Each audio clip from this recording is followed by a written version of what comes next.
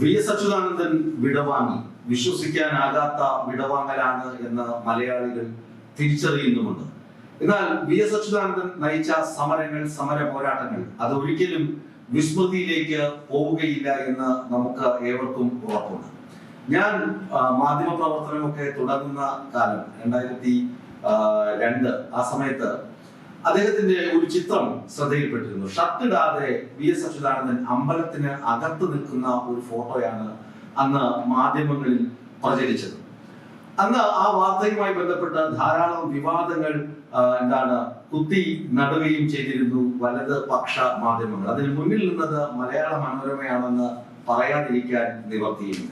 എന്തായിരുന്നു ആ സമരം എന്ന് ഒന്ന് ഓർത്തെടുക്കുക നന്നായിരിക്കും. ഈ വിയോഗ വേളയിൽ അല്ലെങ്കിൽ അദ്ദേഹത്തിന്റെ അന്ത്യയാത്ര നടന്നുകൊണ്ടിരിക്കുന്ന ഈ സമയത്ത് അവസാന വട്ടം ഒരു നോക്ക് കാണാൻ ആയിരങ്ങൾ ഇപ്പോഴും കണ്ണേക്കരളെ VSI എന്ന മുദ്രാവാക്യം മുഴക്കി തിരുവനന്തപുരത്ത് സെക്രട്ടേറിയറ്റിന് ദർബാർ ഹാളിന് മുന്നിലും പരിസരത്തുമൊക്കെ തടിച്ചുകൂടിയിരിക്കുന്ന ഈ സമയത്ത് ആ സമരത്തെ കുറിച്ച് ഒന്ന് ഓർക്കുക എന്ത് കാരണം കൊണ്ടും നല്ലതായിരിക്കും എന്റെ മാധ്യമ പ്രവർത്തന ജീവിതത്തിൽ എന്ന് ഞാൻ ആത്മാർത്ഥമായി വിശ്വസിക്കുകയാണ്. ആ സമരം എന്തായിരുന്നു?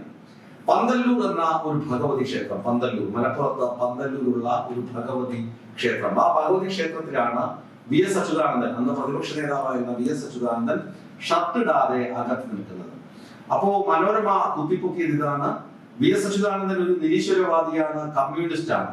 ഇപ്പോഴിതാ ആചാരങ്ങളൊക്കെ അനുഷ്ഠിച്ച് ആചാരപരമായി ഷർട്ട്, ചെരുപ്പ് ഇതൊന്നും ധരിക്കാതെ അമ്പലത്തിനുള്ളിൽ വി എസ് കടന്ന് നിൽക്കുന്നത് അല്ലെങ്കിൽ വി എസ് കയറി നിൽക്കുന്നത് വിശ്വാസത്തിന്റെ ഭാഗമായാണ്, ക്ഷേത്ര ആരാധനയുടെ ഭാഗമായാണ്, അല്ലെങ്കിൽ അവിടുത്തെ ദേവിയെ തൊഴാൻ വേണ്ടിയാണ് വി എസ് എത്തിയത് എന്ന തരത്തിലായിരുന്നു വാർത്ത പ്രചരിപ്പിച്ചത്.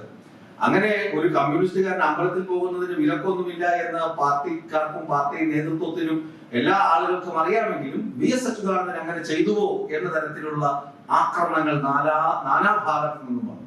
ഈ വാർത്ത വന്ന ഉടനെ തന്നെ അന്ന് CPM സംസ്ഥാന സെക്രട്ടേറിയറ്റും അതുപോലെ പാർട്ടി വൃത്തങ്ങളും അതിനകത്ത് അടിസ്ഥാനരഹിതമായ വാർത്തയാണ്, വി എസ് പോയത് മറ്റൊരു കാര്യത്തിനാണ് എന്ന് പ്രസ്താവന ഇറക്കിയെങ്കിലും മാധ്യമങ്ങൾ മനോരമയുടെ പിന്നാലെ, ആ പങ്കിടി വാർത്തയുടെ പിന്നാലെ മാധ്യമങ്ങൾ കുറച്ചു ദിവസം വട്ടം പിടിച്ചു. എന്തായിരുന്നു ആ കഥ?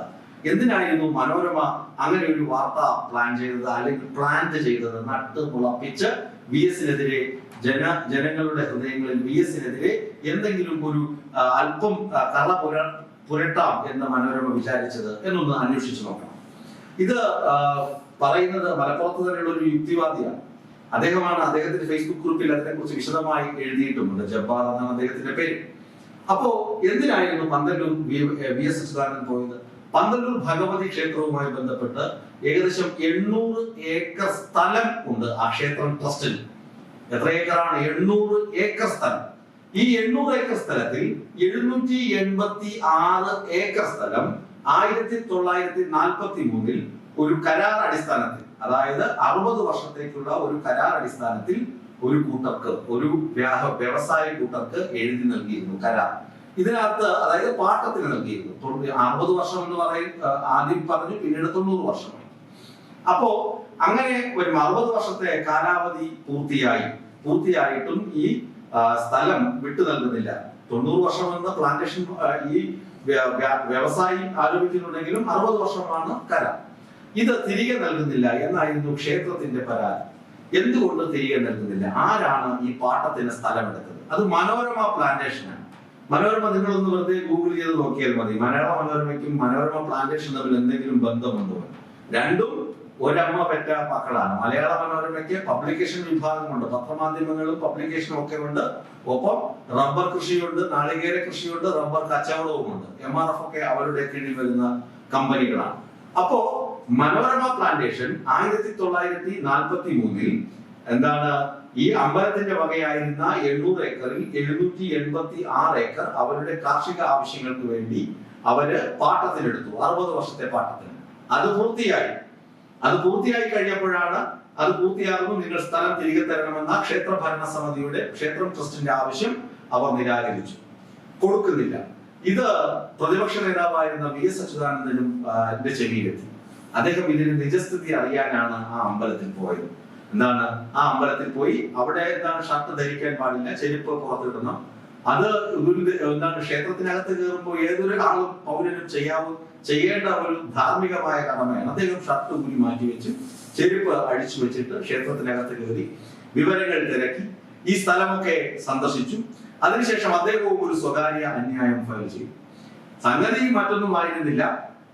ഈ കേസ് വിധി വന്നപ്പോ പ്ലാന്റേഷൻ മനോരമ പ്ലാന്റേഷന്റെ സ്ഥലം മുഴുവൻ അമ്പലത്തിന്റെ ട്രസ്റ്റിന് തിരിച്ചു കൊടുക്കേണ്ടി വന്നു.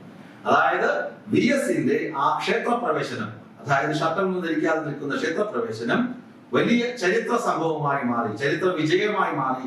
ക്ഷേത്രത്തിനും അതുപോലെ തന്നെ വിശ്വാസികൾക്കും അത് വലിയ ആശ്വാസവും പകർന്നു. അവിടെയാണ് മനോരമ വിഷവിത്ത് പാകി എന്താണ് VS ഷർട്ട് ധരിക്കാതെ അത് രാവിലെ മറ്റാരെയും അറിയിക്കാതെ ഇവിടെ അമ്പലത്തിനുള്ളിൽ വന്നിരിക്കുന്നു, അത് ഞങ്ങൾക്ക് എക്സ്ക്ലൂസീവ് പടം കിട്ടി എന്നൊക്കെ പറഞ്ഞ് മനോരമ പ്രചരിപ്പിച്ചതും അതിന് പുറകെ മറ്റ് മാധ്യമങ്ങൾ പോയതും.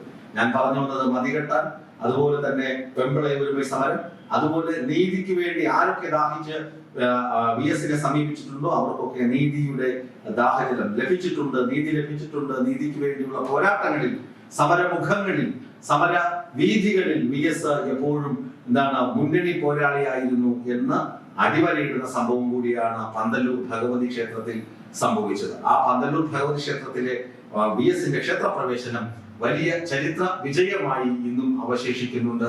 VSന് വിസ്മയ ന്യൂസിന്റെ അന്ത്യ അഭിവാദ്യങ്ങൾ.